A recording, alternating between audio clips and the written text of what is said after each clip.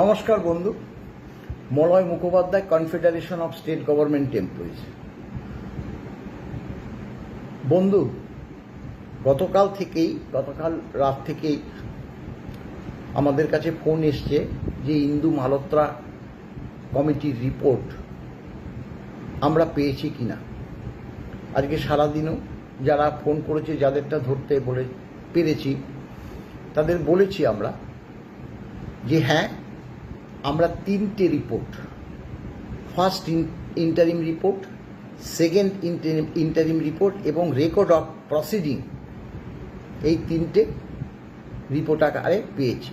প্রথমটা 47 পাতা, দ্বিতীয়টা 40 পাতা এবং রেকর্ড অফ প্রসিডিং সেটা 5 পাতা।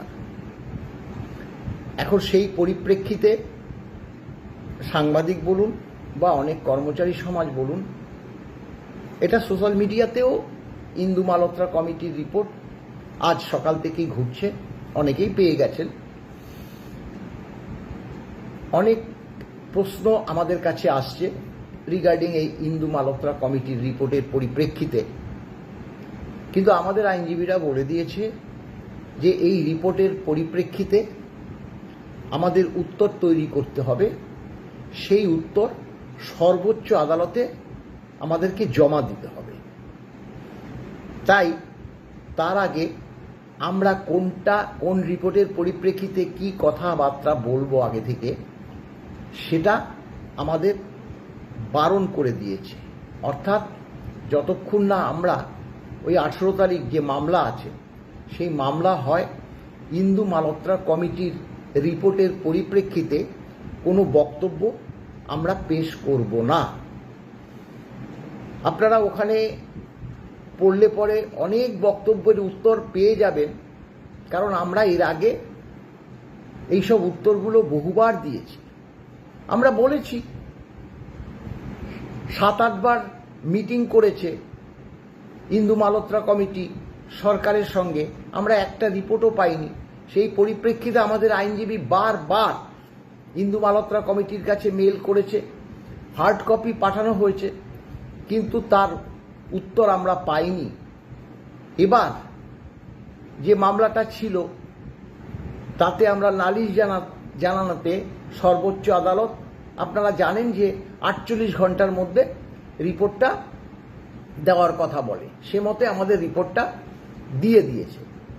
এই রিপোর্টের পরিপ্রেক্ষিতেই কিন্তু 18 তারিখের যে সওয়াল জবাব সেটা হবে। তাতে আমরা কতটা কি আদায় করে আনতে পারবো সেটা তো পরবর্তীকালে আপনারা নিশ্চয়ই জানতে পারবেন। এখন প্রশ্ন হলো যে একটা প্রশ্ন তো বারবার আসে, আজকে যে এই যে কেএমসি এলাকায় যারা পেনশনার হোল্ডার, আজকেও আমরা বলছি যে এতটা দুঃখজনক, দুর্ভাগ্যজনক, সরকার একটি বারও চিন্তা করছে না। আমরা সেই 1 জুন মাননীয় মুখ্যমন্ত্রীকে বলেছি, এইভাবে বলেছি, আমি জোর গলায় বলছি তো, যে মাননীয় মুখ্যমন্ত্রী, আপনি দেখুন যে এই যে কলকাতা কর্পোরেশন এলাকায় রাজ্য সরকারি কর্মচারীরা, তাদের 2008 সালের আগে তারা অবসর নিয়েছে। কারো বয়স 80, 85, 90, এমনকি 100 ছুঁই। বারবার বলছি। আজকে একজন ফোন করে বলছে, মলয়বাবু এবার বোধহয় আমার ডেথ সার্টিফিকেট আপনার সঙ্গে কথা বলবে। কতটা দুঃখজনক বলুন তো, এখনো তারা একটি পয়সাও বকেয়া দিয়ে পেল না। আমরা বারবার খোঁজ নিয়েছি, হ্যাঁ রিলায়েবল সোর্সেই খোঁজ নিয়েছি, কিন্তু তবুও সেগুলো আমরা ইমপ্লিমেন্ট যে হয় বা হবে তার কোনো সুরাহা আমরা দেখাতে পারিনি। এখন আবার শুনছি যে সরকার ক্যালকুলেশন করে ব্যাংকগুলোকে পাঠিয়ে দিয়েছে, ব্যাংকগুলো এখনো আবার পাঠাচ্ছে না। তাদের মধ্যে বিভিন্ন ব্যাংকের মধ্যে যাতে সমন্বয়ের অভাব না দেখা দেয়, একসঙ্গে তারা ক্রেডিট মেসেজ পাঠাবে। জানি না কতটা সত্য কথা। দুর্ভাগ্যজনক, সত্যি দুঃখজনক। আমরা এখনো কেএমসি এলাকায় যে কবে পাবে সেটা আমরা এখনো জানি না। পরিষ্কার কথা, এখন এই কথাই আমাদের বলতে হয় সরকার একটি বাবারও বিচার বিবেচনা করতে পারছে না। তারা আজকে পে কমিশন নিয়ে নবান্নে একটা উচ্চ পর্যায়ের বৈঠক হয়েছে। দেখুন, সরকার আজকে পে কমিশন পর্যন্ত স্বীকার করেছে যে এই পে কমিশন নিয়ে যে সোশ্যাল মিডিয়াতে প্রচার হচ্ছে সেগুলো ভুয়ো। ভুয়ো হলে ধর। এর আগে তো চিফ সেক্রেটারির নামে দিয়ে নিয়ে একদম অরিজিনাল সই করে নাম্বার বসিয়ে ভুয়ো পোস্ট হয়েছিল, ভাবতে পারেন, চিফ সেক্রেটারির নামে। কিন্তু ওই পর্যন্তই। আর হবে না কেন? সরকারও যে অর্ডারগুলো বার করছে সেই অর্ডারের মাথা মুন্ডু আছে। সম্প্রতি এই যে 38% ডিএর অর্ডার বার করলো, আপনারা দেখবেন এখানে 38% ডিএ হয় কিভাবে। আমি এটা পোস্ট করেছি, আপনারা দেখেছেন। আমি যে এই পে কমিশন নিয়ে যে ভুল বার্তা ঘুরছিল সেটাও বলছি, এটা হয় না। যেটা আমরা যারা সংগঠন আছি তারা যে মেমোরেন্ডাম দেব, সেই মেমোরেন্ডাম পরিষ্কারভাবে এখনো 5% ইনক্রিমেন্ট হবে বলে প্রচার চালাচ্ছে এক শ্রেণীর যে ইউটিউবার বা সোশ্যাল মিডিয়াতে অনেক সাধারণ কর্মচারী এটা শেয়ার করছে। আরে 5% হবে কি 6% হবে কি 3% হবে, সেটা তো যেহেতু পে কমিশন গঠন হয়ে গেছে তারা সিদ্ধান্ত নেবে। আর 5%, 6%, 10% যেটাই পে কমিশন বলুক না কেন, সেটা আবার সরকার মন্ত্রিসভায় সিদ্ধান্ত নেবে, রোপা তৈরি হবে। বিভ্রান্তকর পোস্ট না করাটাই উচিত। তবে সরকারকে, হ্যাঁ, এই যে বলছি, দেখুন ব্যাপারটা কি, 18% ডিএ আছে আজকের দিনে পর্যন্ত। 18% ডিএ 3 মাস হয়ে গেছে, সরকার এসছে, বলেছিল 45 দিনের মধ্যে বকেয়া দিয়ে দেবে। ষষ্ঠ বেতন কমিশনের বকেয়া দিয়ে দিতে 45 দিনেও লাগে না। 45 দিনে পে কমিশন, সেটা আমরা বলেছি যে 45 দিনে কেন, 90 দিনেও পে কমিশন হয় না, হতে পারে না। বাস্তবটা তো বলতে হয়, বুঝতে হয়। পে কমিশন গঠন হয়ে যাওয়ার পর নানাবিধ কাজ আছে। টার্মস অফ রেফারেন্স দিয়ে একটা ভুয়ো পোস্ট এতদিন ধরে আজও দেখবেন অনেকে উঠায়নি। কেন হবে এগুলো?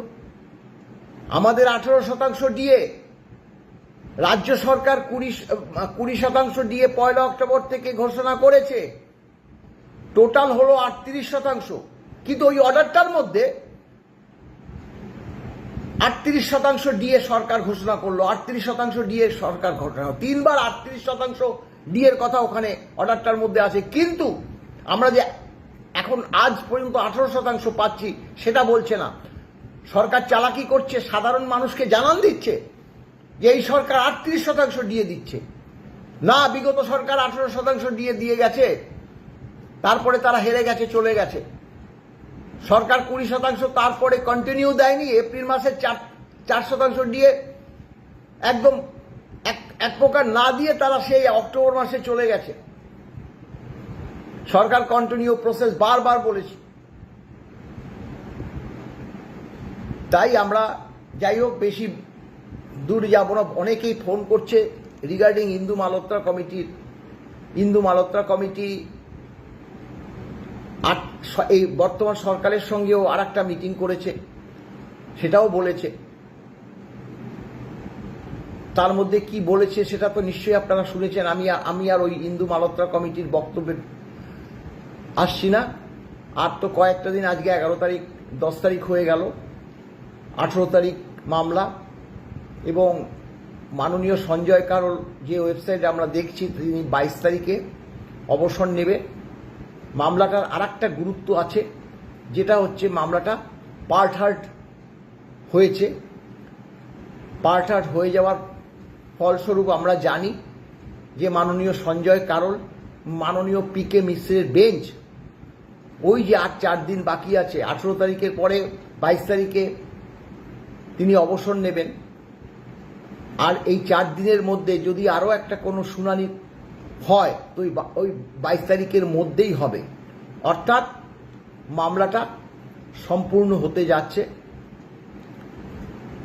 এবং সর্বোচ্চ আদালত কঠোর সিদ্ধান্ত নিয়ে সরকারকে জানান দিক। আমরা বলতে দ্বিধা নেই, ইন্দু মালহোত্রা কমিটির যে